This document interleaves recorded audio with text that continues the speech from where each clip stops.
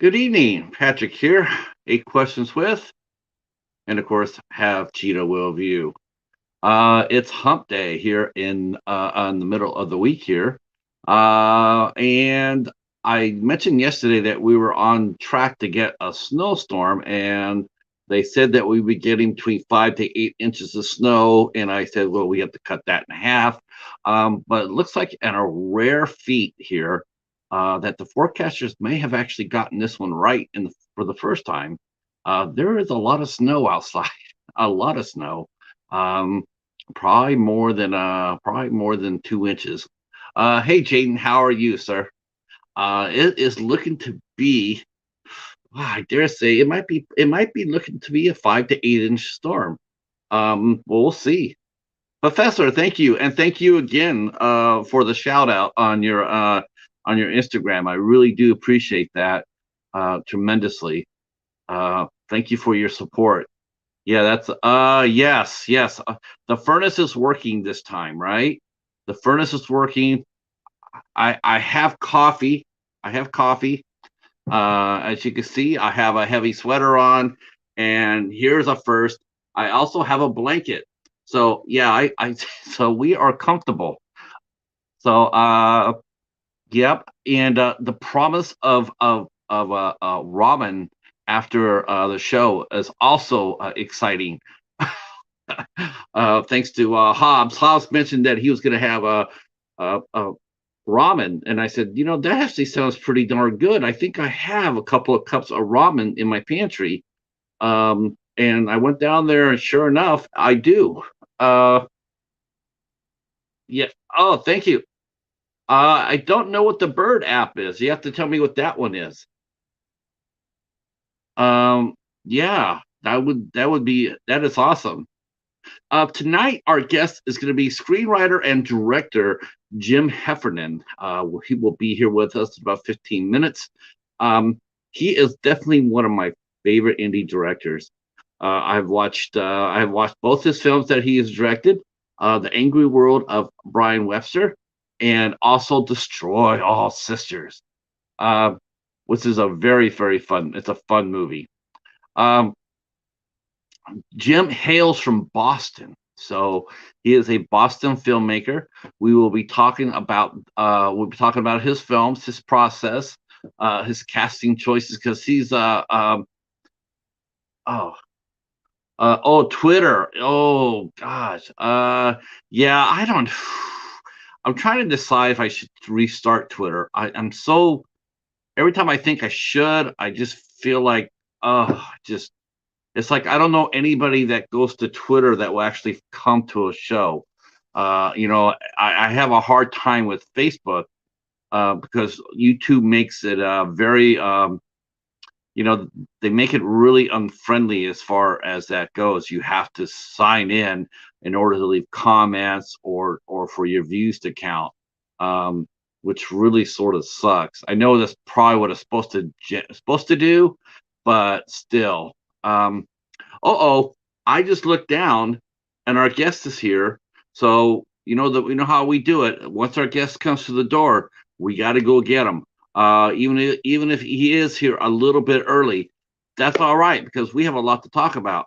So I am going to go get our guest right now.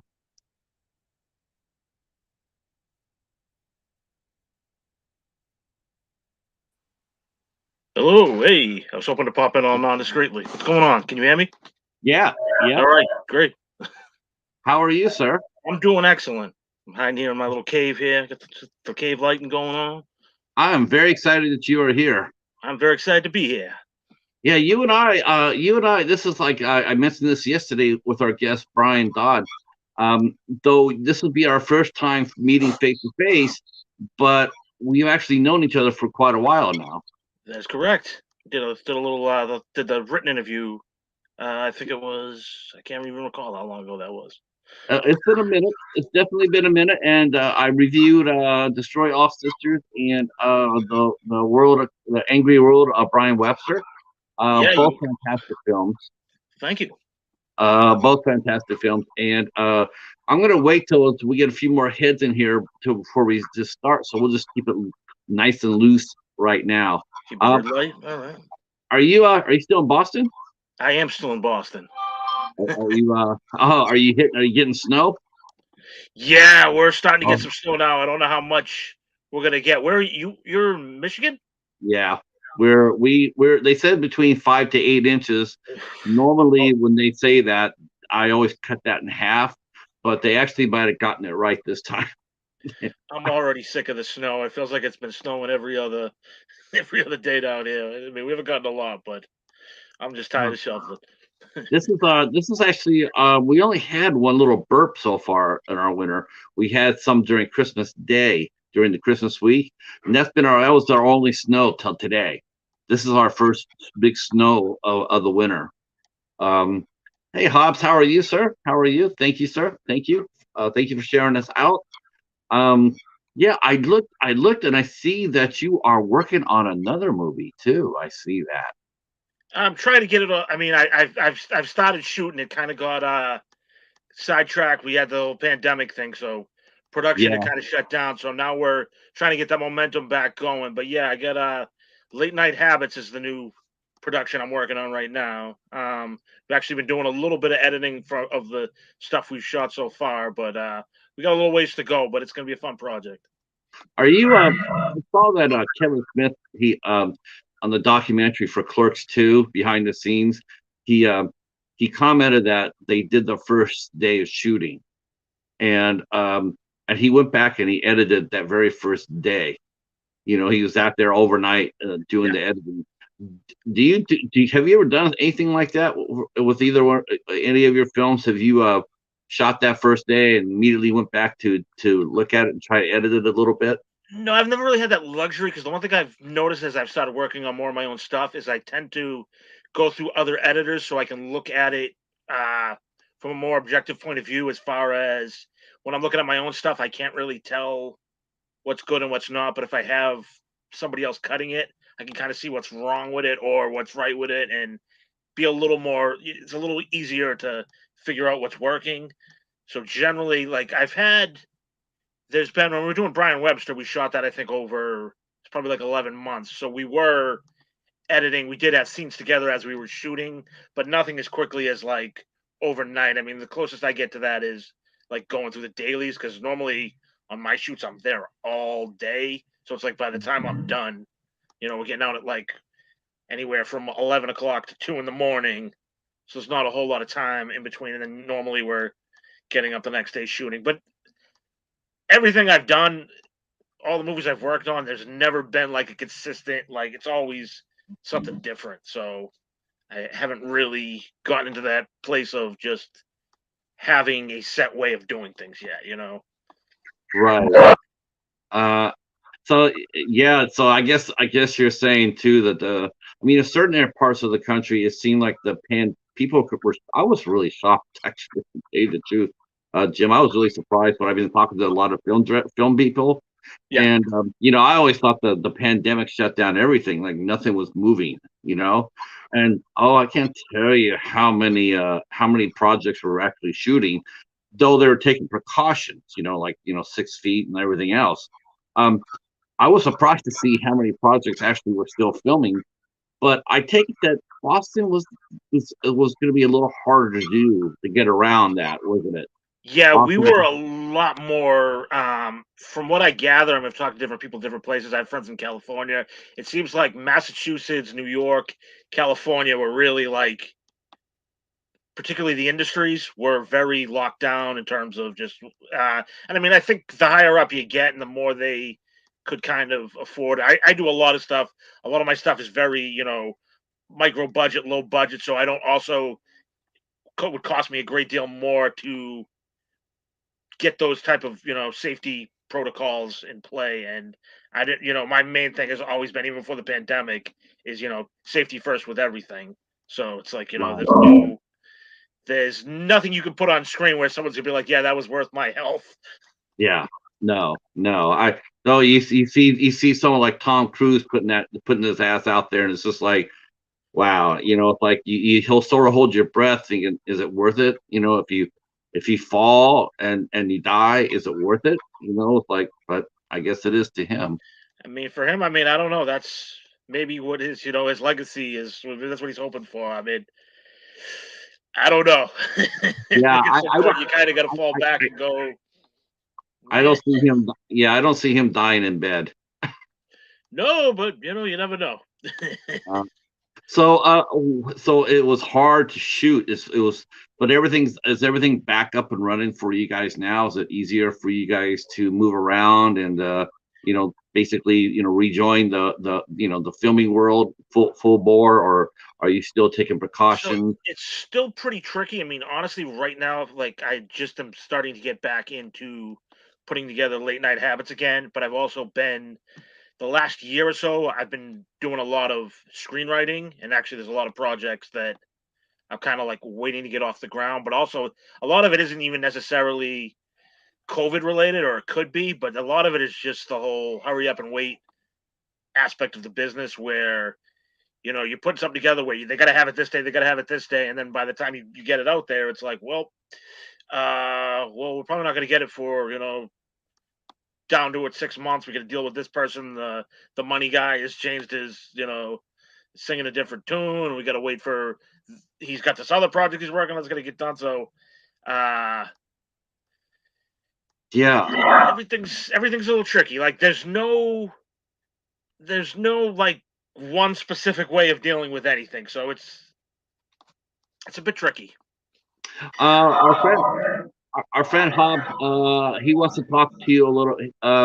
Oh, he says that he reviewed a movie you worked on, and he was curious your thoughts on working on it. Let's see. What was the Let's what see. was the film? Let's see. And I also been known to call it a little crazy around the community. Why do they call you? Why do they call you? Oh, wow. Okay. Your thoughts on working on The Streets Run Red, which he reviewed. Oh, that was a lot of fun. I did that with oh, I can't even think. Jesus. Wasn't that with Eddie Moran or something like that? Tony Moran.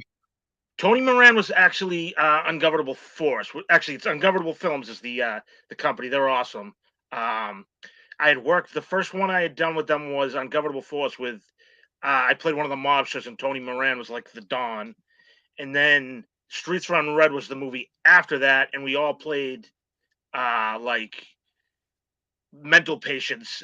We filmed it out in the park, but the way they filmed it, it was like the outside of the mental institution. There's just a bunch of us running around crazy. It was like a public park, so there was like kind of people out walking their dogs and stuff, and they just seeing everybody in like white robes running around and like all these like different characters. That was a blast to work on. I only worked I think a couple days on that, but anytime working on those like ungovernable films projects, those were such a blast. Those were the kind of movies that I'd go there for a day and I like want to just start writing and working on my own stuff again because those guys just know how to put together movies. They just were a fun group.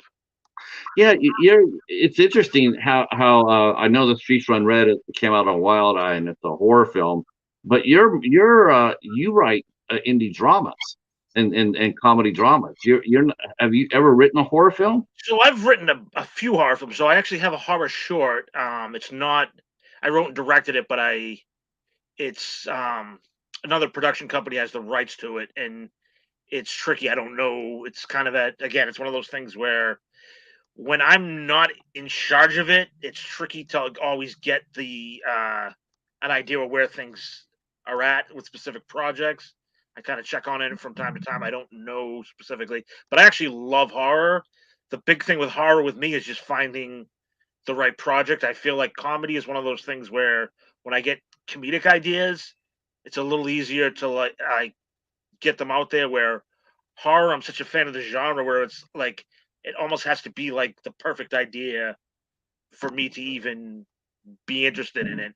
And the horror shorts came about because there was just this very I had a friend that I was working with producer and he was basically like, here's the location, here's when we need it by, and then I just got an idea that day, wrote it, and then within just a couple of weeks we were filming it, and then like we filmed it so quickly, but then now just the whole waiting for it to come out thing becomes tricky because when you're dealing with all these different production companies and studios and working schedules and some of them you got the luxury of, they can hire outside editors, do whatever, and then some of them it's just one or two people. So if they're on the road working all the time, they don't necessarily have time to sit down and run through the projects with you the way you would like to. So there's a lot of give and take. It's tricky, but it's fun on the one hand to have someone else kind of being there to do wear the producer hat, but on the other hand, when it's the project is not done but is like in the can as far as shooting, and having people ask you where like updates on it and being like, well, I honestly don't know, there's only so much I can tell you. So that's where it gets kind of tricky. I'm gonna come back to one aspect of your answer because I raises another question that I have. Let's go back to The Streets Run Red. First of all, we got to figure out. We have to ask this. How did you get your nickname of Crazy Jim? Crazy Jim. That was kind of like a high school nickname that kind of just stuck with me till into adulthood. So, a little less crazy now, but like it's just one of those things that. It's a fun nickname to have, though. Yeah, there's a lot worse nicknames. There's kids that like got caught picking their nose and like got in the 5th grade and are now got stuck with it until like graduation. So crazy. It's all how you work the nickname too. It's like the more you act bothered by something, or the more sometimes if you embrace it, it just And again, I never had a problem with it. I liked it. So I mean, clearly, if I'm still using it as my business and production name, that it's not a huge deal. And now it's like when people say it, it's not like it used to just be someone I knew from high school, and now it's like, oh, it's people that know me from working on movies and stuff like that. So that's cool. That's why me and Jim, we guys might not have known this, but me and Jim, we came up with our own nicknames for each other. I call him Bucky Dent, and then he calls me. What was that game? What was the name you called me after I called you Bucky Dent? What? Like I called you Bucky Dent. What was it? I think. I'm all confused. From the baseball. Oh shit! Oh, you forgot. I did. Yeah. That's okay. Because we don't need to go into that. But that is sort of funny though. But he wants to know. Let's see. What else did he say? Tony was a detective. Yeah, Hobbs mentioned that The Streets Run Red was the only video that he ever rented from Family Video that had a parental advisory sticker attached to it. Yeah, it was pretty extreme movie. And actually, yeah, Tony was in that one too. I just didn't I didn't work with him on that. Like I worked a different day than he worked. I think he was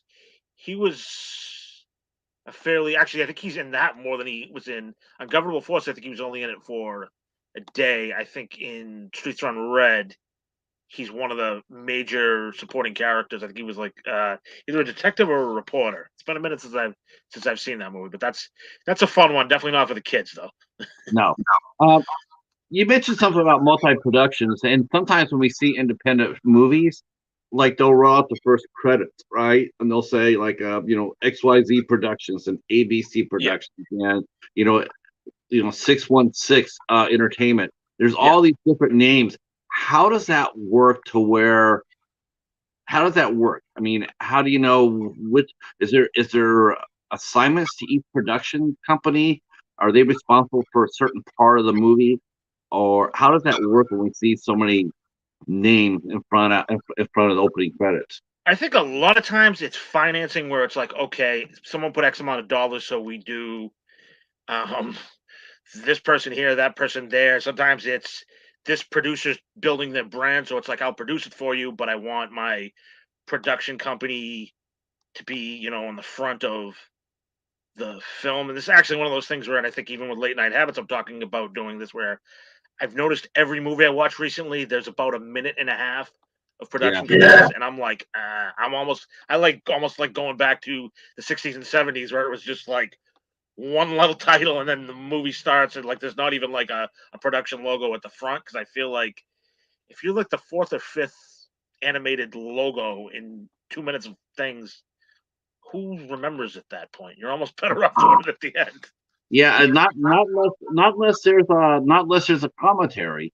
Then they'll explain that they'll mention maybe some of the production companies. But I've always wondered, like, man, I'll sit there and it's like you're right. There'd be like 5 or 6 productions, and they'll roll out their own little logo, and be like it'd be one thing if they were doing other movies, Yeah, like you see that logo, but a lot of times it's the only time you ever see it, and you wonder like, why did you? What's the point? yeah. You invest all this time into building this like logo, and it's like, oh, okay. Like there's certain ones where it's like, okay, clearly, like like you're again, if you're getting the 20th Century Fox logo coming in, it's like obviously there's like something to that where you're like, oh, but these other smaller, like I said, when I'm watching like an indie film or something like that, and it's like again, it's 90 seconds into the thing, and we're still looking at all these l- N- logos for different studios that you've never heard of before and probably won't ever see again. Now, have you been approached to do that? Because all your movies have been come out on your banner only. Has Yeah. anybody ever come up to you and offered to do a co-production with you?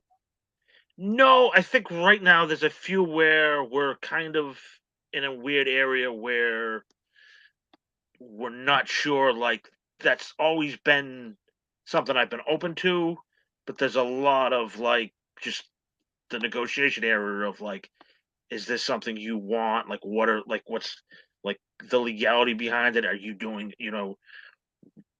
what financial compensation do you want, or what are you bringing to the table?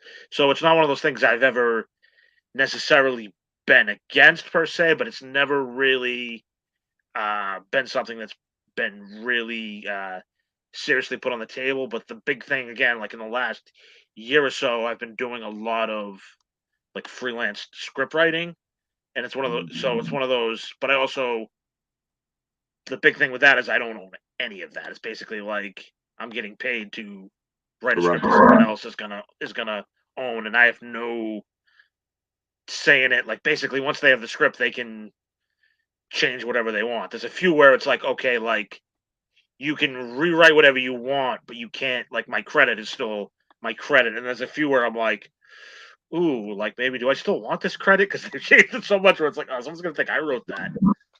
Right, right. That would be sort of hard, wouldn't it? What's Mean that? to That would be sort of hard to turn in a script and they turn around and then when by the time you see it and you're like, that's not what I wrote. Yeah, and it's tricky because you got to treat it like a business where, like, if they're paying you for something, they're paying you for what they want. So even if it's like not necessarily what you think is a good idea, it's like, well, it's their money. They own it. So it's like that's it's like dealing with any other facet of the business where, like, okay, if you're coming in and putting a floor down in somebody's house, they're deciding how they want it done. They're a client, and it's tricky because sometimes a lot of these clients think they're writers and they're not. So it's like you No, want to be like, like I get what you're saying, but are you sure you want to do that? And at a certain point when they're like, "Yep, that's what I want to do," you kind of got to fall back, but you're sort of like, I'm gonna have to answer this at some point because my name is on that." right. And now have you in a situation like that, have you I mean, they think of you enough for your pen to write. Yeah. Um do you ever approach them and ask them like, okay, listen, I'll write this. Uh and have you ever asked if you could direct anything? Can I direct this? Do you need a director, or do So they already have a director by the time they approach you? again, to go back to like what I had kind of touched on earlier, it varies by project, but the horror short I was telling you about earlier, it was kind of like I was just approached to come up with a script for it, and I was not sure like um what their plan was. I brought, I sent them the script, they read it over, and they said, come down, meet with us, we'll talk about it. And in the meeting of talking about it, it's like, well, do you want to direct it? And I said, if you want me to, sure. Like it was kind of as simple as that. And they were like, yeah, like let's go with that. It's your script, you know what you're doing. And somebody I'd worked with on other films, so they knew I could direct, and they trusted me enough to do it. Um, in other cases, it's like I'm probably not who they have in mind for this, but also it becomes a thing of if I'm writing it for you, we've already made that kind of that deal where we're going to write it But if you're already you have your own vision for it, and you're going to either be a producer or somebody that's higher up on this than me, and I can clearly see, like, to direct something, you really, really, really, or at least in my case, I really have to be invested in it, because directing is very difficult and very stressful. But if it's something that, like, you're all in on, it's the most rewarding thing ever. But if it's one of those things where someone's always going to be second guessing you, someone basically just wants you to be there as, okay, I don't know how to direct and you do, so I want you to do all of the lifting, but I'm going to come in on the creative end every, you know, important creative decision. Because a lot of times people want to be creative, but they don't want to have to answer those, like, technical questions, or they don't want to have to. The problem with being a director is you're going to be asked a lot of questions, and if you're just sitting in the back, it's like, oh, like, everybody wants to be the, like, that shot, like, decide what the shots are, or like decide, like, these, like, the important creative things, but nobody wants to be like, well, where do you want the camera put, or should we do this, or should we do that?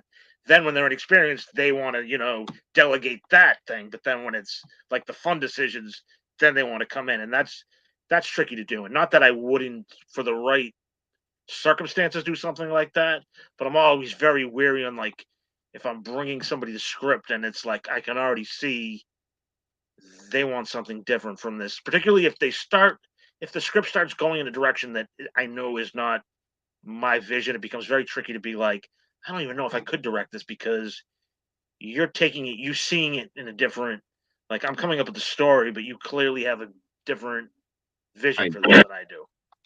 that must be that would be man, that'd be like being stuck in a phone booth. Yeah. It really would. I mean, you're which way do you go with that? Um, and here's something I've never asked a independent director, but I'm going to ask you this: how does an independent director get paid? How do So, you pay yourself?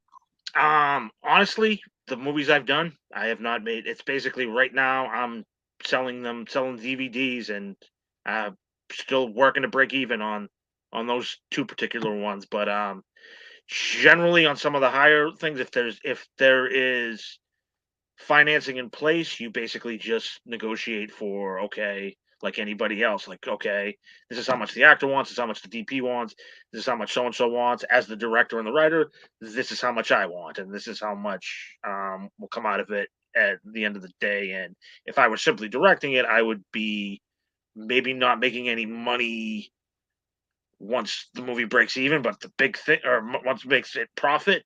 But the big thing with a lot of these independent movies is they don't make profit, or it takes a very long time to make profit. And the good thing about me being kind of in it for the long haul is I'm sort of seeing things where it's like, oh, there are ways to make money, but it's not as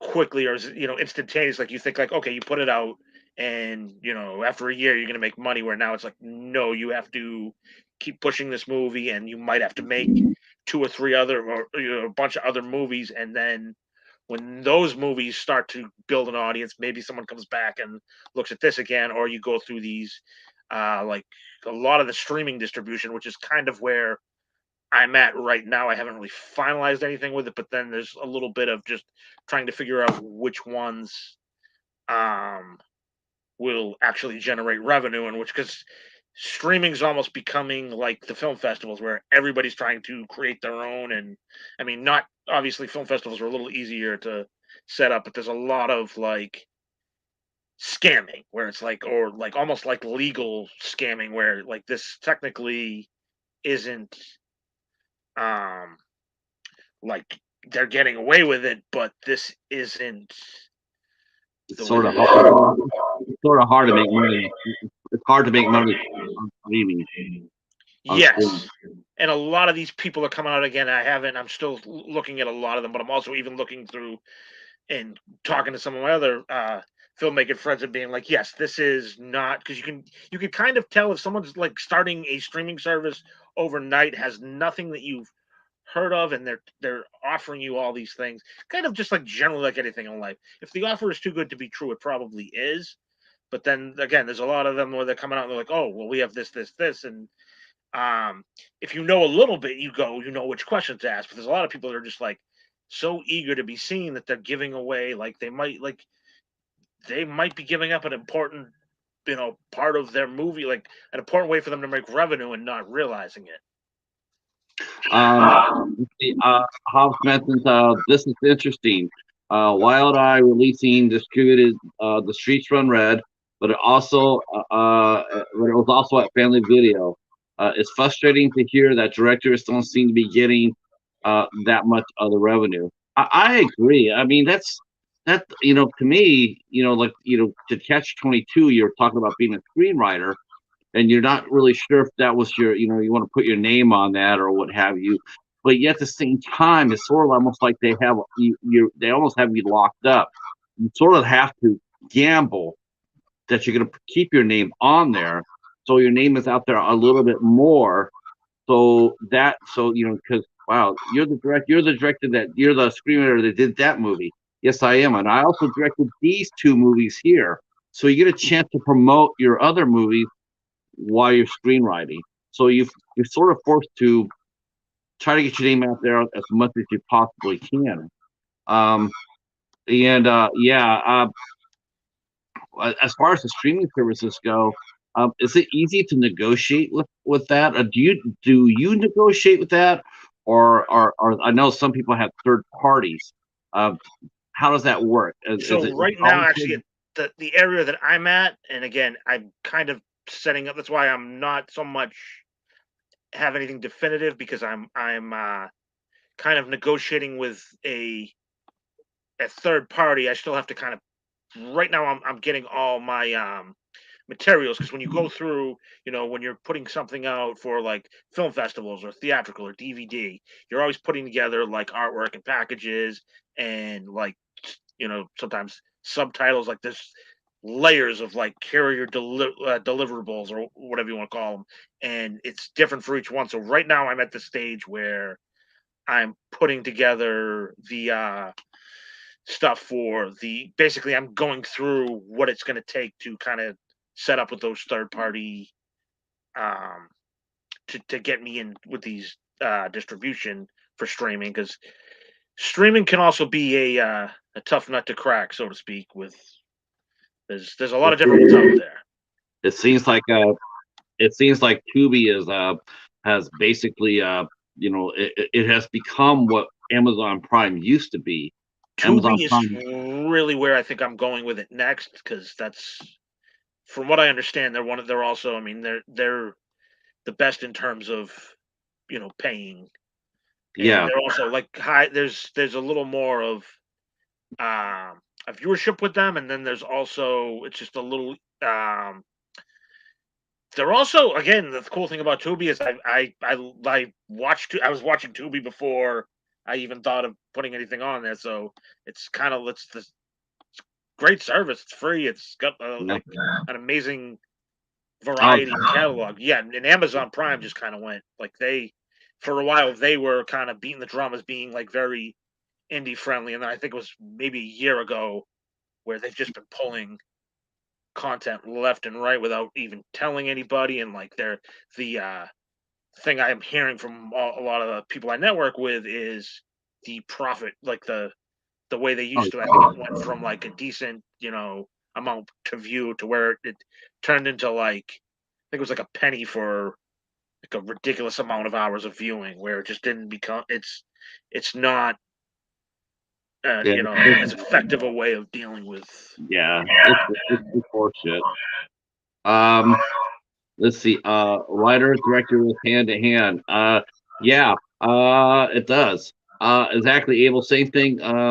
It's like it's so hard to make any money off your project. It really is hard. I mean, and the thing is, though, it's like you worry about, it's like I totally respect. We all respect the passion of an independent film project. We do. We're all like that. We all love independent films. But man, oh man, it just seems like every year it seems to get just a little bit tougher for filmmakers such as yourself to actually, because the name of the game is not to necessarily make a movie. It's to make a movie and profit so you can make another movie. Yeah, I mean that's the main thing I think with anything like with me is not even like personally making lots of money, but having enough money.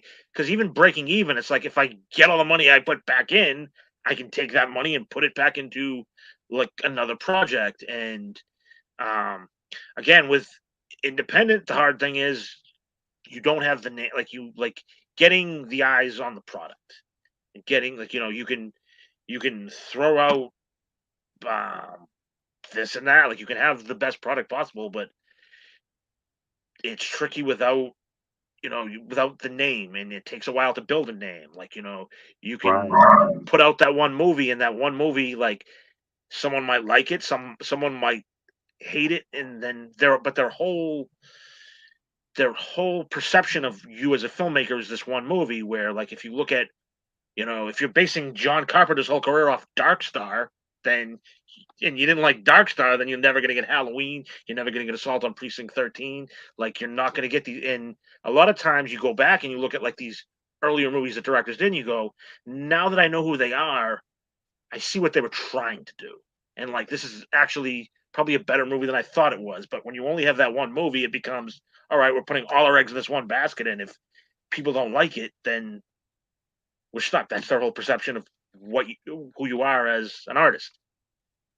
Let's say hi to Michelle and hi to John from Doomsday Crypt. Welcome, welcome. We are talking to film director and screenwriter Jim Heffernan. How you guys doing over there? Yeah. Can you see the chat okay? I can. Okay. On the side there. Good, good. We have a new person here with us today. Abel is here. It's the first time that he's come to the show. So welcome, Abel. Thank you for coming in. Those who can share us out, please do so. That'll be awesome. Hi, Carol. Michigan Carol's in the house. She's also getting the snow like I am. I think we're all getting hit with the snow over here. I don't see anybody from Hawaii or California. Now, I loved both your films. I thought very highly of both of them. I actually picked up on the title of the second movie. You and I talked about that. Destroy All Sisters. You are a monster fan. Oh yeah, that was Destroy All Monsters, and then later they did AIP did Destroy All Planets with Gamera, and I kind of just was like looking for a title that kind of fit into that because we had a lot of like it was a movie about pranks. It was very like had a lot of like generic titles, and I'm like, what's like something that not only jumps out, but something that I'm kind of like owning something that I enjoy. Like, so that was sort of where it went with that, and it kind of fits into the theme. It makes sense. It's not. I believe you. I think the reason I caught that was I think you had monsters in the movie. And if I'm not mistaken, there was a prop or something in there, and I caught that. And then you and I were talking about that. There was some reference, like we referenced. That was the thing too. Is once we started filming, there was references to Godzilla. There are some Godzilla props in. There's a Godzilla poster in Angry World of Brian Webster on the wall. There's a little bit. I always kind of throw in little monster movie, particularly Godzilla, because that was kind of my that's my intellectual property that I loved as a kid and still enjoy to this day. So, yeah. So, where did you? What inspired you to become a filmmaker? I mean, or to get in the movies? Was it your love? Were kaiju movies your first love when you grew up watching movies? They are the first. So I started with King Kong, which isn't technically a kaiju, but then once you watch King Kong, it's King Kong versus Godzilla, and then I liked dinosaurs, so Godzilla kind of appealed to me more, and there was a little bit more of a not even I don't want to say franchise because you didn't really that wasn't really the term back then, but there was a little more Godzilla on the video store shelves when you went there versus King Kong. You had King Kong, and then you had Son of Kong, and then you had like a couple of the remakes, but there's really only I think less than there's got to be like less than a dozen King Kong movies, including the Japanese versus Godzilla. Like there's, the first 20 years, I think there was 15 movies. Yeah, very prolific. And those used to be Um, on every Saturday morning, so it'd be like, oh, every time. Like I can remember, like the newspaper would come, and I didn't even really know how to read, but I knew if like VS showed up that it was probably a monster movie, and it usually was a Godzilla one. So that was how I always kind of gauged it. So um, now, what, like I said, what's really amazing is like you did horror, you like kaiju movies, and yet you make really good drama and comedy dramas. It's a really interesting perspective. What led you to the Angry World of Brian Webster? so that was more of a just a frustration with not having like I always kind of wanted to make a movie or like tell a story, and I'd done like little things here and there, but I didn't really have that like that first like movie that that story that I could tell, and it kind of out of that frustration came the idea for that movie. It was kind of like um a story about a a frustrated a kid just trying to figure out his life, and then just the frustration of keep trying, because a lot the idea with Brian Webster was kind of like a frustrated kid trying to make um genre movies, and that was like the things like all through my 20s was trying to make genre movies, and those can be kind of hard to make when it's just you and a couple of your buddies and it's not really coming out the way you want it to, because you're setting this this very high ceiling of like these are the things I loved, and now I'm like comparing them to these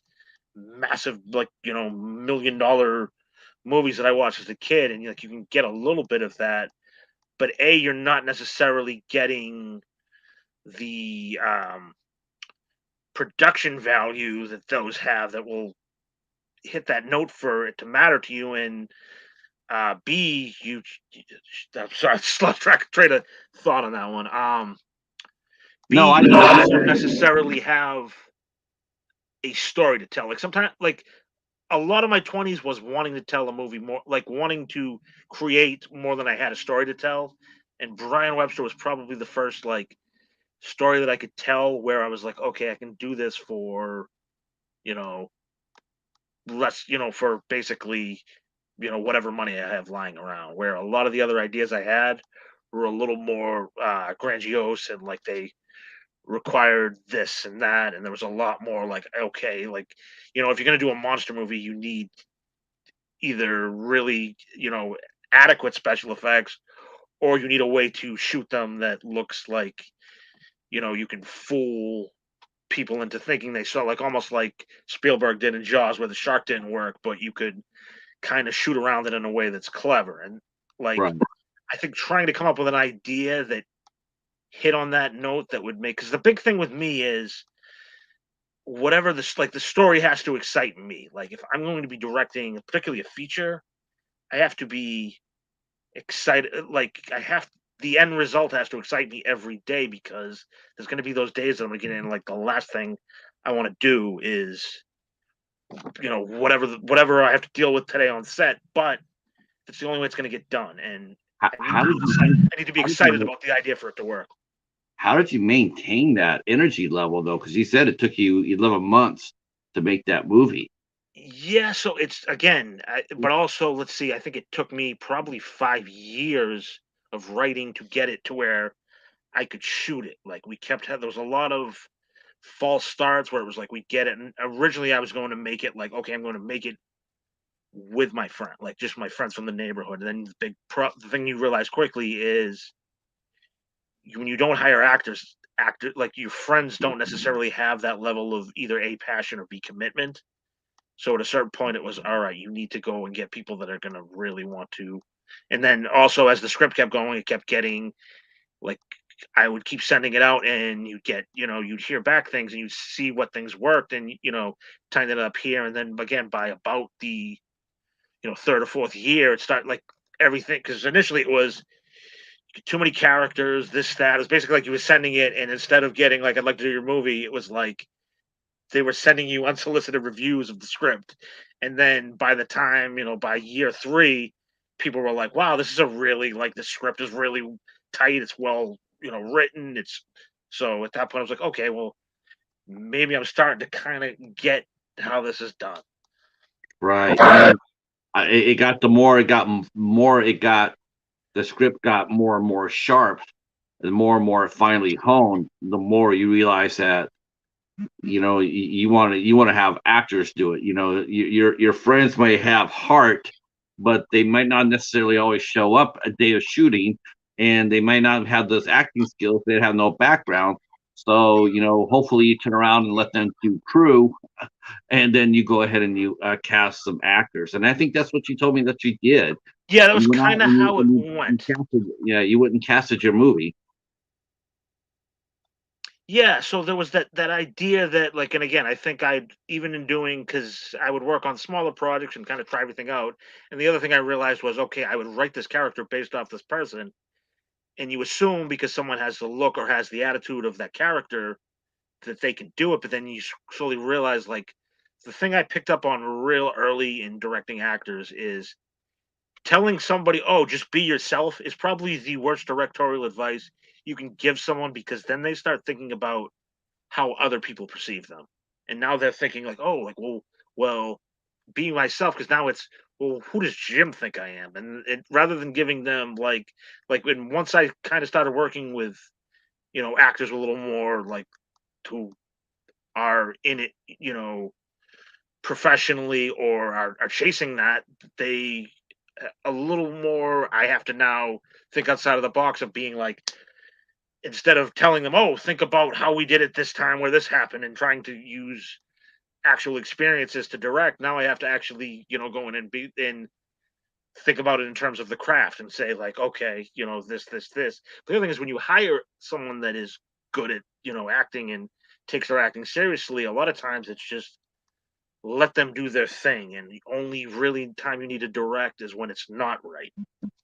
Did you ever feel like you were underwater during the first film?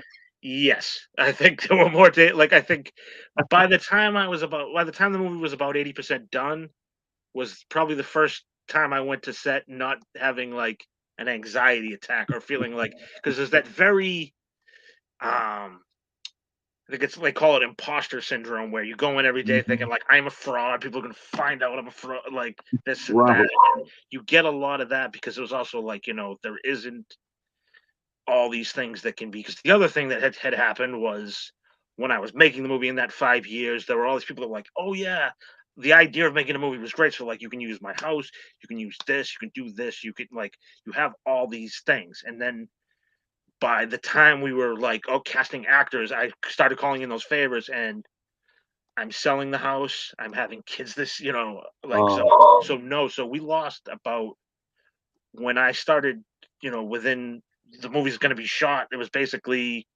I think we had started casting in January, and we're going to be shooting that summer, which is not a long time to, prep. And I think we lost like 80% of the locations just off of like, because it wasn't a like contractual, like, here, you're going to let me, this number of days and, this thing. So we had, I think when we started shooting, we had like 3 locations. And like, I think mm, one of the main locations I got about a month before we were getting ready to shoot, and luckily it worked out where it was like a friend that, had kind of, came at the last minute, and he was one of those, you hear it a lot, where a lot of people are like, I'll do, this for you. And at a certain point, you hear it so much you stop believing it. But this guy was really like, just like, everything he said he'd do. He was like, he's like, dude, I'd love to help you with your movie, and like, any day you want. And he was even like, hey, if you need, like, I know how to get this prop off Craigslist. If you want to bring it, we can leave it there. Like, you can use my house for, store your equipment there. Yeah, he was just awesome. wow. Wow. That's cool when that's cool when you have someone passionate about it. Now Boston, how is does Boston have a really good film community, independent film community, or is it mostly all based in New York? So it's interesting. It's been like a very back and forth of like, I think a lot of them have moved kind of toward New York. The big problem with Boston is, again, the steady paying work. isn't really here. And then like you have like some of the industry jobs because there's a little more like the studio thing, but then a lot of that is you get SAG, Screen Actors Guild, and a lot of that type of stuff. It's like a lot of that is paying your dues. Like the people that I casted when I was doing Brian Webster had all been in like I'm trying to think of like the big movies that everyone they were in the movie Ted, they were in the movie like a lot of the movies that were filmed in Boston, but they were all basically extras because that's all like the closest they were going to get Right. to working on movies without a SAG card. Right. Right. But but at least they got to, I guess, I mean, everybody has to gain their experience somewhere. So, I mean, doing that, they gain some experience because your cast is actually, it's really strong. I mean, it really is. I mean, for both your films, um, your cast are really strong. I mean, you got some good people for both your films. You must feel blessed with that. I mean, because obviously that there is talent in Boston. It's just it's just harnessing it and getting it and keeping them busy, right? Yeah, I mean that's the tricky thing, and that's why it's like I think I love kind of the casting process, but it's very tricky because you want to get the right people, and you find there is a lot of very talented people, but then also you got to go through a lot of like there are a lot of people with egos. There's a lot of people that just like come in, and a lot of it too is when you're working, with the low to minimal budget movies, you have the people that come in will do you know 3 weeks worth of work. Once they realize they have more work, then once you realize there's more of them in your movie that you can't afford to replace them, then they start taking other jobs and oh, you can work around me because I already have the part now. And I had people come in during the audition process tell me they were doing that to this other producer to come work on my movie, and I'm thinking, well, why would I want to hire you when you're telling me this is what you'll do? And like it shocked me. Right. Like, why would you like that's just kind of an arrogant way to approach things. But you have it's very like anything in life there's people that are very generous and then you get the people that are just like the egomaniacs, and there's a lot of like 90% like directing is essentially just like babysitting and ego management where it's just getting all these people in one room and getting them to work together and getting them to not all focus on the task at hand. And like some days it works where you're like wow, like everybody was just like I can't believe how we were working in sync, like without even really having to Saying say it. that much. We were all kind of on the same page. And then, other days it's like, okay, well, we're gonna have to work at this one because it's this person's distracted, that person's mad at that person, and like this person's thinking about this other movie they're gonna be working on next week. Wow. How do you balance that? I mean, how do you deal with that on a daily basis? Do you have you ever had to lose an actor? Have you ever had to fire anybody from a set? So I've never lost actors. I've had actors show up late. I've had actors like I had an actor on Brian Webster that originally they were going to be an hour late, and then they were like 6 hours late. So we had to shoot an entire scene without them and like think on the fly. And again, it was one of those. Luckily, because the casting process was so great, like the actor that had to kind of you know have his lines change and kind of move things around like was like flawless. Like you couldn't tell that he was ever supposed to be in the scene, but it was one of those like tricky things. I've had to, fire a few crew for like, because every now and again you get the, crew people that don't work out, or you have people who their experience isn't quite what they say it is, and like that type of thing. And it's never easy. You don't, it's not the thing uh, you want to, you ever, you don't get into making movies so you can, tell people to hit the road, but it's part of it, and it's Yeah, sometimes. sometimes maybe it's not necessarily anything they did. It's just that maybe they just don't have enough experience. Maybe they think their experience equates to the project, but it doesn't. And which then, then you can turn around and say, just try to get a little bit more experience, and maybe we'll see you for the next one, which actually kind of reminds me of, so there was someone in Brian Webster who was a great, like, we really liked him, was a great actor, and it was a part we were really trying to fill, because the big thing was there were like 2 or 3 key supporting parts that, like, we were waiting, like, we were filming in like a couple weeks, and we're like, we need to like, this is an ensemble movie, we need these parts or we can't film. And there was this one kid who was awesome, but so the first time he comes in, he was great, but the callback, the callback, he didn't show up, and I was like, we can't. And then he kept turning into car problems, and it was something where it wasn't his fault. Like, it like he was just hitting bad luck all week, all week, all week. And me and my producer Mark were like sitting in, like, I think we were in like a Papagino's. We're sitting there, we're like, oh, this guy's awesome, but we're looking at each other going, we can't cast him because his bad luck will now become our bad luck, and like, we need to. There's going to be 5 or 6 other people, and if we make the exception for him, and this doesn't work out, because sometime down the road, this is going to happen again. And it was like the hardest decision, because like, we really liked him, he was really talented, but he just, like, he wasn't going to be able to get to set every day, and we were working on, like, there was like certain scenes that were time sensitive, you got other people's schedules, and like, the moment something falls apart, like, it's like domino effect where everything falls apart. And like, if you cast the wrong person, that falls, like, everything that goes wrong falls on you, like, whether it's your fault or not, because like, that's who They're they not looking at the talent; they're looking at the director.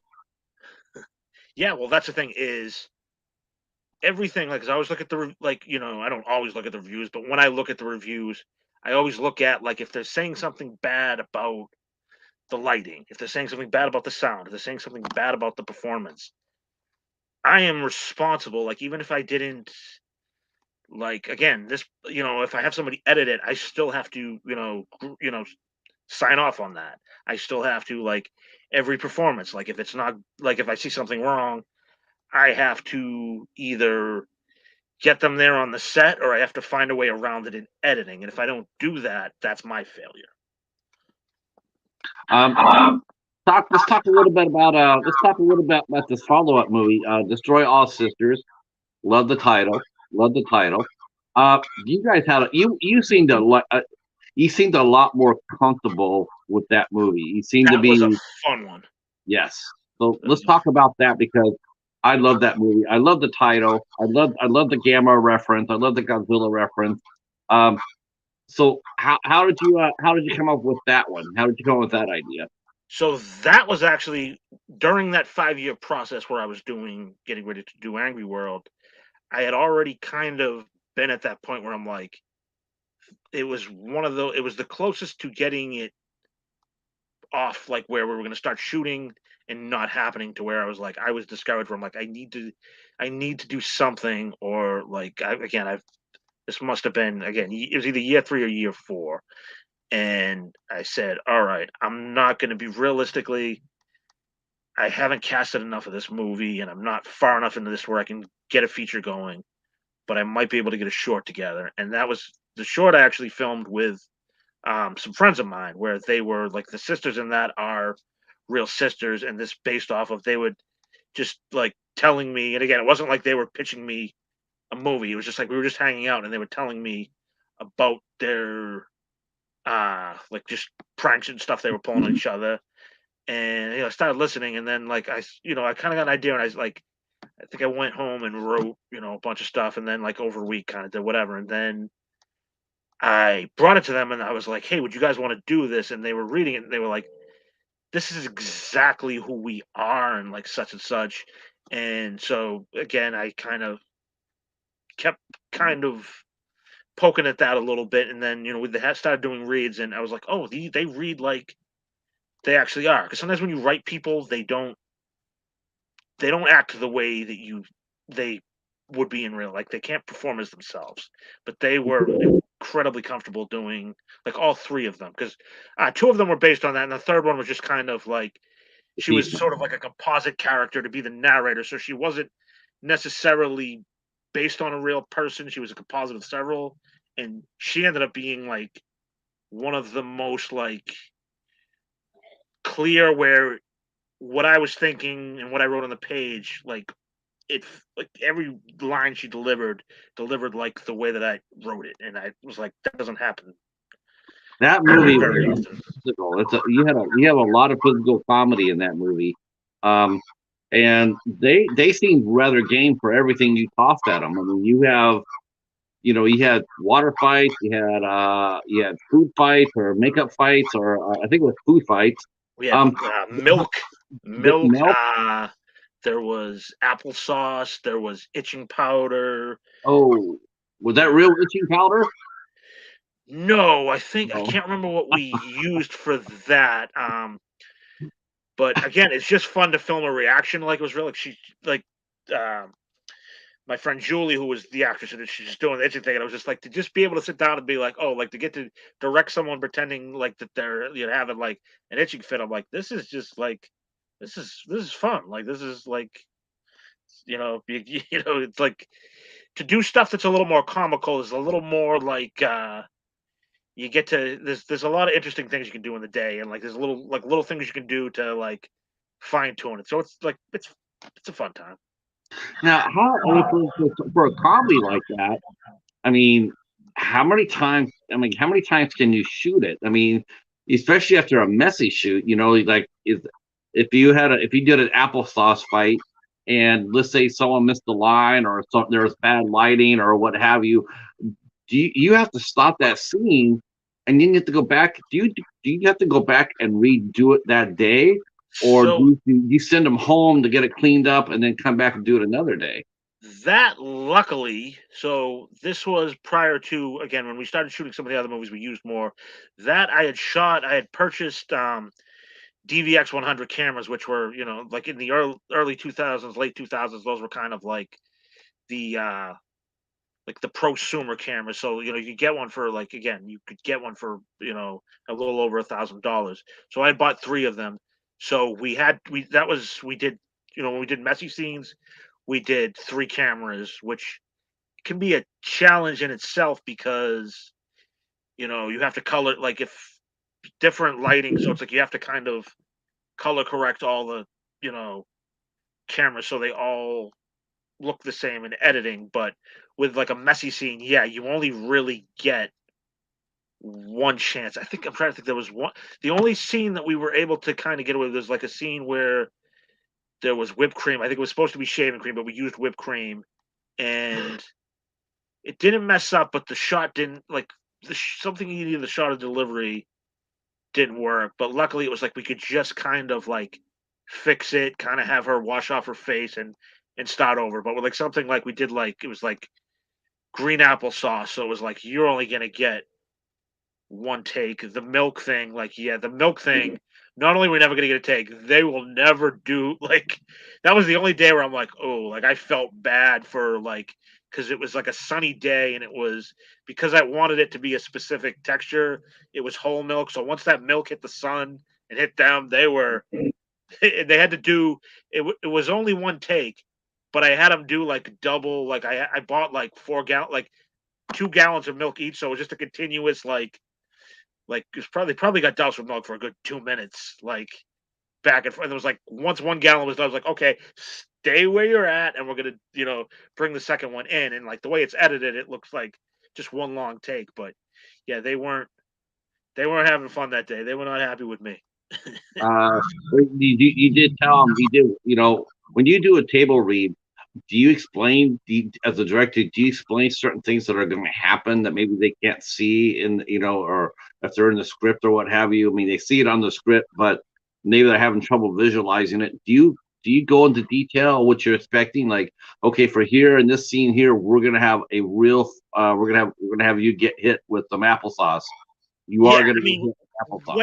when it's required, like when it's like whenever someone's like curious, like I always whatever somebody needs to kind of like aid them in the acting, or like visualizing, like yeah, absolutely.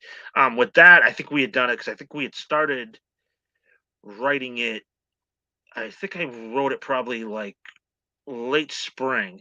We shot it like Labor Day. Like we shot it at the end of the summer.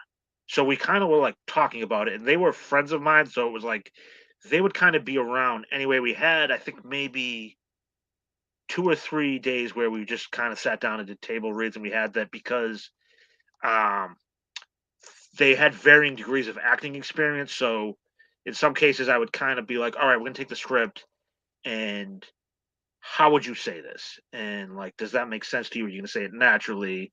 And in doing the table read, I'm like, "Okay, we'll change that." Like, so it's all about how things flow. Like, if it flows better, I'm not so married to the idea. I would say it's like telling a joke. You can tell a joke 100 different ways as long as you get the punchline correct. Right. Good. So as long as you're getting to where I need you to get to, if you need to change a few words to make it make more sense or make it easier for you to where like it feels more natural to you, I'm all for it. But like yeah, with the pranks, I think we kind of really sat down and like we explained like because even when they did like this was there was a small crew, so it was like even when we were doing the applesauce, they were sitting in the kitchen while we were like mixing it with food coloring. So they got to see. We even had like behind the scenes stuff of them like reacting to it as we're like making it. Like it smelled interesting. Let's put it that way. Oh, I bet. I bet. I just, hats off to him because, doing that kind of physical comedy, food fights or whatnot. I mean, it's so messy. And it's time consuming. You have to set it up and you had to work 3 different cameras for those shots. That's impressive. I mean, that's impressive. It's impressive that you used 3, and impressive that they were able to stay in it and work with you on that. I mean, as far as that goes, as far as doing physical, a physical comedy like that. Um, now, tell us a little bit about the one you're currently trying to get off the ground. You are trying to get off the ground. Uh, the Late third night movie, Late Night Habits is the movie that I'm currently another. working on. So we filmed. It's kind of. I don't want to say it's an anthology because when you think of anthology, it's not quite like a Pulp Fiction or like Creep Show in that it's like full, but it's different. It's almost like Richard Linklater's Slacker, or it's like different little like segments that are all interconnected. It's essentially um it's kind of like about the world. It's after hours, like kind of like late night, like all these different spots, and I'm almost putting it together like an album where like I can try these different things. It's going to be very experimental kind of movie where you're going to go to these different characters, but it's all going to connect. And it's one of those. It's almost like I'm like even the people working on it don't have the full idea, and I'm almost kind of like once it comes out, you'll see it. I'll cut together, a trailer to show you, give you an idea of like what you're getting into. But it's going to be something a little different. Then it's almost I'm working on almost how do I pitch this? Like how do I make it make sense? But the best way, it's kind of like again, I grew up on the staying up late watching like USA Up All Night, like those weird kind of like projects. So this is kind of like an homage to them, but at the same time, a lot of little like personal stories, a little bit of like little comedy here, a little bit of like drama and message here, but not going overboard with it and just trying to like mix everything together and see what works and like having an idea like maybe we'll film this and might make the cutting room floor, but just kind of just experimenting with different things. Because the one thing I realized in doing Angry World of Brian Webster was I started out, like I said, I only had like 3 locations. And as I was going on, I was getting all this awesome stuff, but I already had written my movie. So it was like, I can't even use that. But now I realized if I start making this and I'm doing it segment at a time, as things are coming my way, I can write around what I'm getting and like come up with different, like, again, I almost am preparing it like a musician prepares an album where I've probably written 30 chapters, but that's probably 6 movies worth of stuff, and now it's just narrowing it down to what fits, and then maybe holding that other thing off for something later. But I'm always writing. I saw 2 movies. I saw 2 movies like this. One's called Life on the Rocks, and the other one's called Burning Palm. So I have an idea what you're going to try to do, and I love it because those movies are fantastic. Um, and they're very much dependent on a great ensemble cast. Um, you're casting. How is that casting going to be for this movie? Are you finding it easier to cast more experienced actors with each movie that you go forward? Do you find it easier to attract more experienced talent? It's interesting. Is yes and no, because sometimes you get to a certain point where the more experience they get, the more experience you get, the more they assume that like there's a higher up where like okay, like this is where we're gonna be at, but we still have to kind of approach it from this. We almost got to look at it like this is the first movie we're ever doing, and like it's tricky because at a certain point, you have actors where it's like it's always kind of the same game where you have some people that are just all about making a great project, and then you have other people where, not to say this is the wrong thing, but it's like they're very like, how is this going to advance for me, like how is this going to help me in the long run? And that's not a bad attitude to have, but again, it's not all like some handle it the right way, others not so much, but it's also about finding, almost like finding the right dance partners, like getting people that are interested in it. Because even I will say, like we've only shot one segment for this. The first segment we shot, everybody on it was amazing. Like everybody, like even like the people I've kind of worked with before, it was one of the best um just days of shooting with people where everybody just kind of got along. Amazing. It was and the scene itself is this incredibly tension filled scene. But once we fucking once we cut, everybody like just was like getting along like a high school reunion or something. I don't know. What's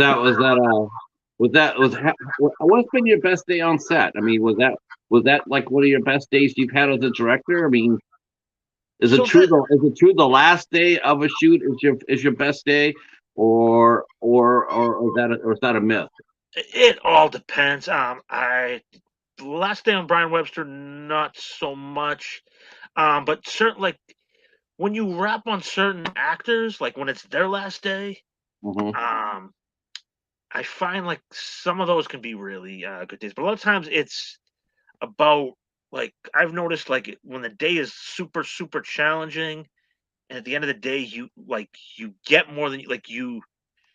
It's almost like baptism by fire, where like you think you're like dead in the water, and then you get something so much better than you even thought you could get, and that can be just such an invigorating feeling. Where like days like that are amazing, and like it all depends.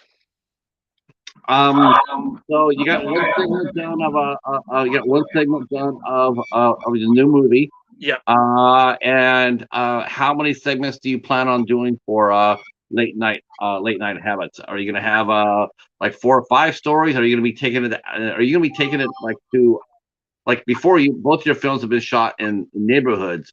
Are you making this out into a public area like a downtown shoot? Yeah, so actually we shot in downtown Fall River. We shot actually like moving car sequences with the car rigs.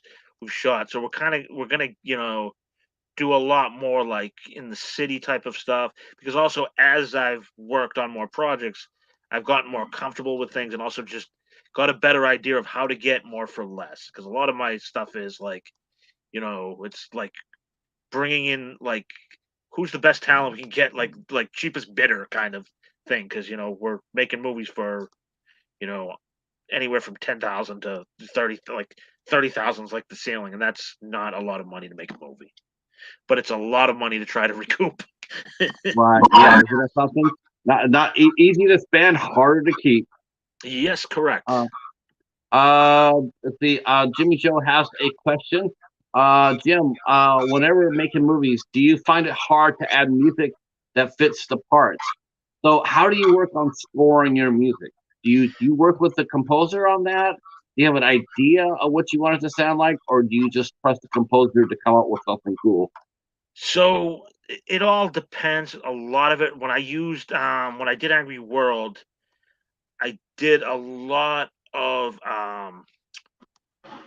license free. Like I did a lot of not public domain, but I did a lot of like stock music and finding the right. But I also had like musicians I know who would like bring, I get songs from them, and it is very tricky because the thing that I always um the one thing as an independent filmmaker that is like the one thing that I envy the bigger productions, because I always feel like with actors, with anything else, I can find a way, like I can get the best actor for a role, but finding music that feels as good as established like popular music is very tough. Like I wish there was a way like I could get music like that where and but fortunately like it's a little trickier, but um and going through like the different music, like you can find stuff that it has to hit a certain feeling for me, like that, and it was one of the harder um things to get was getting good music, because everybody, there's a lot of musicians, but music has to feel like it has to hit the right note, like it has to feel right, or the scene doesn't work at all. And like So you just go in there and you lay tracks on top of scenes until you get what you like. yeah, and then sometimes you just hear, like, it's funny, like the one interesting thing is like just kind of like listening to different music, and like with some of the smaller independent, you'll hear a song that you really like, and you'll approach the artist to be like, sometimes they'll be like, no,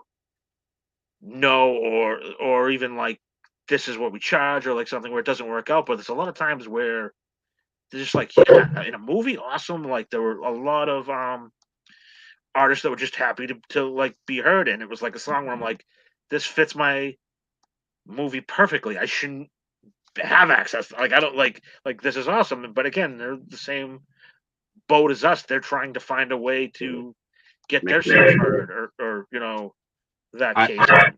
I think I think a band or an artist or a singer. Um, I think that they should. I mean, I would personally tell them to try to contribute at least one track to you. You know, because you just never know. You just never know. If your movie comes out and it pops because of the song or because of the movie or because of the actor breaking out, it all benefits. Yeah, Um, I mean, I understand you're trying to make a living, but sometimes it's worth gambling. It's an investment. For a band or a singer to contribute a track, it's an investment. You're gambling just like they are that this movie's going to come out and pop. So it's a good collaboration. That's how I look at it. Uh, yeah, absolutely. I did notice that in your cast for Late Night Habits, it's a lot more experienced. I mean, than the first two films. Um, that has now. I think I've asked this before. Like you get bigger talent or more known talent. Um, does that in getting that, does it make the process easier for you as a director, or is it a little bit harder because they are experienced? Or does it make it easier because they know what to do and how to do it, and it'll allow the shooting to go a little bit more quicker? Yeah, I think with experience, again, you don't necessarily have to like hold their hand as much. Like you can just like say, or even like you'll just be like, okay, without even like just doing, the read, they'll just read it, and it's like, oh, they get it, and you don't almost like a lot of times it's less about like line reading. It's just like, okay, it's more about direction. Like, okay, I need you physically to be this way and like move that way, and it's because they have experience with that, you're less likely to like, again, if you're dealing with somebody that it's their first time out, they don't know, right from wrong. Like they don't have anything to, gauge the experience off of, because this is their first time on a set, versus someone that's kind of been on a few of these. Um, you can almost go like, I've been there, they've been there, and you can kind of just, use a lot of shorthand to be like, all right, you're doing this, and they know they know what you want before you don't have to verbalize it. They get it. And that helps, I think, with experience. Jim, asking you a question. Jim, would you ever be driving to, or have you ever been driving to work and hearing a song on the radio and be inspired to see about using it? One more time. Have you ever been driving? Like, do you ever go to like Spotify? Looking for artists for your music for music. Do you ever just go to Spotify and just look for independent artists, or have you heard a song on the radio? Probably that might be a little tough to me, Joe, because there's not that many independent radio stations anymore that play independent artists. Most of the radio stations are all commercial.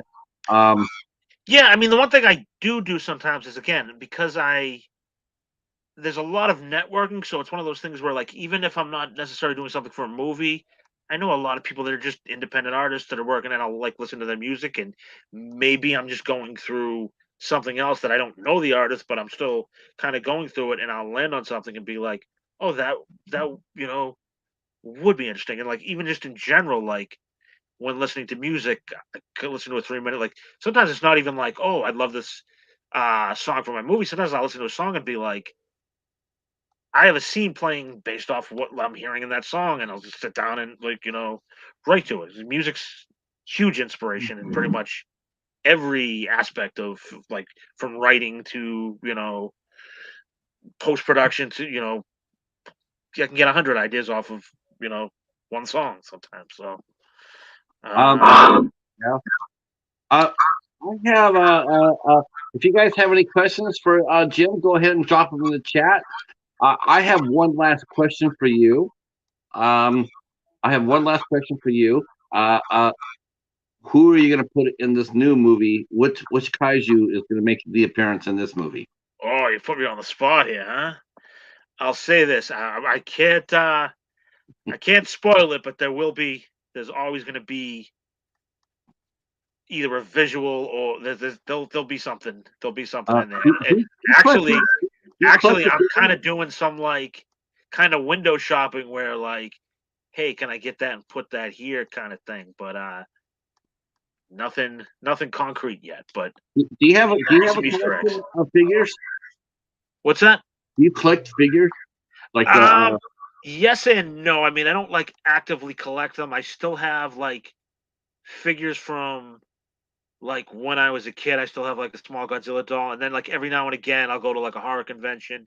A couple years back, I went to one in LA, and I got like the Godzilla from like the Nintendo game, like in the box type of thing. But I'm not a huge collector. Every now and again, I'll see something I just think is cool that I can just like put up like above like like on my wall somewhere.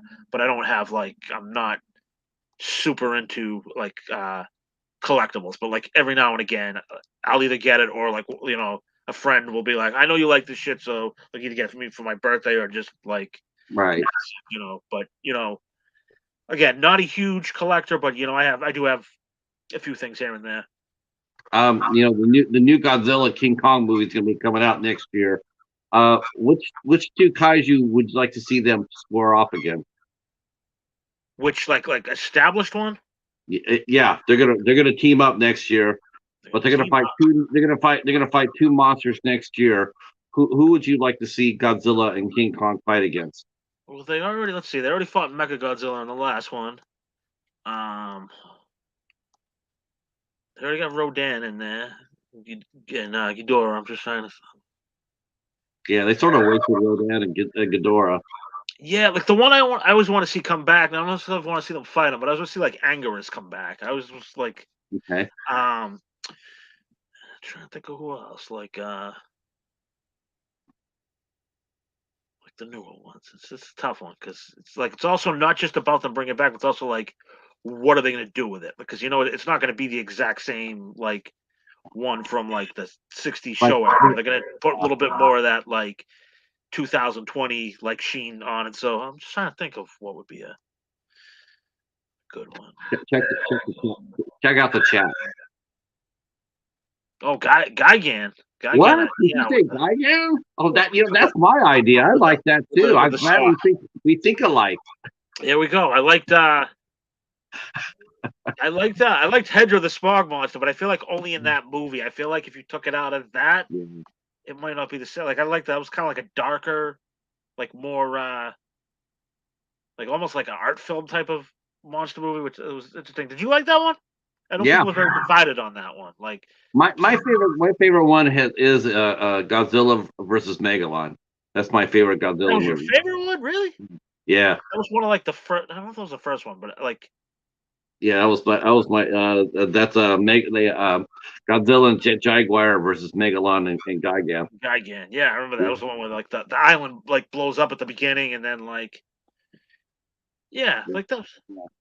I'm hoping for like hell that they bring him back. I think Gigan is going to be in the new Japanese Godzilla movie.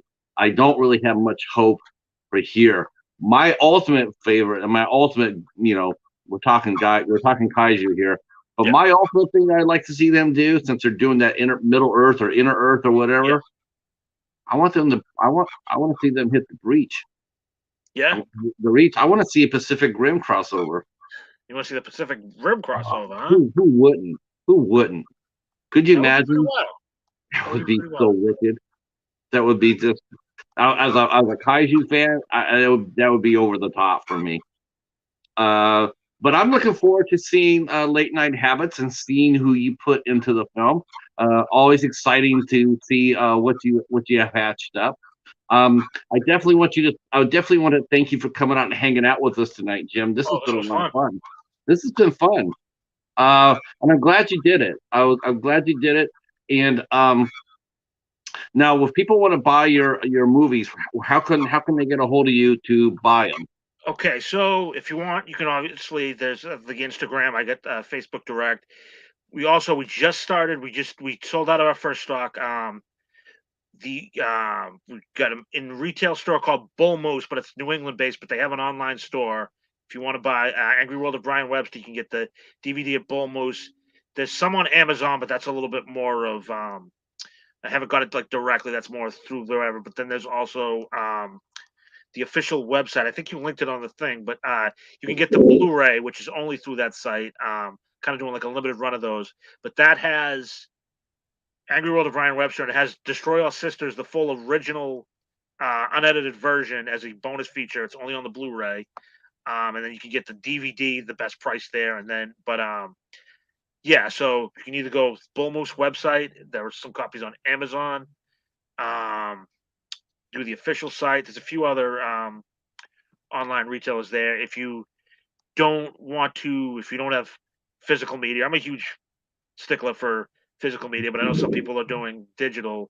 There's a site called Gumroad, which Gumroad.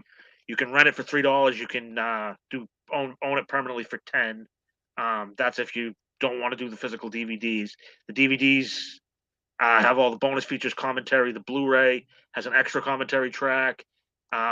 It's got I think a half hour of just random outtake footage, and it's got about 3 or 4 different features that aren't on the DVD. The DVD's got some great stuff too, but everything that's on the DVD is on the Blu-ray. Plus, you're obviously getting a high definition print, and you're getting all that extra stuff. So, yeah, either or. I think the big thing right now is we're kind of promoting that we're the Bull Moose thing because they just added more copies of our movie, so we're kind of trying to help them out because they're an independent retailer. So to kind of work with them and show them we can sell some Move some units. yeah, push some units on their end. That way, next time I bring one of my projects there, I have that kind of established history. And so far, so good. Our first run we sold out of, so it ought to be Good. interesting. But yeah, I want to thank the chat for coming out and hanging out with us. Thank you so much. You guys brought some great questions and some comments. yeah, I these were some fun questions. appreciate them. Tomorrow night, we will be back for our last show of the week, and we will be talking to actor Mike Markoff. Will be here tomorrow night. He has done a lot of cool stuff. The Legend of Oz. He's also done a new movie with Glenn Powell called Hitman, and hopefully this year we will see the release of Homestead, which is another kick-ass Western that Mike was in. And we'll talk about all sorts of other things with him tomorrow night at 8 p.m. Eastern Time. Jim, thank you so much. Stay right where you're at. And I will say goodnight to the chat. And thank you for coming out. I really do appreciate it more than you know. This has been a great show. And we will talk to you tomorrow night at 8 o'clock. Miguel. Okay.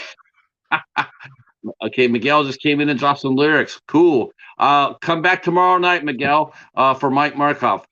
Thanks again, and we will talk to you guys soon. Peace.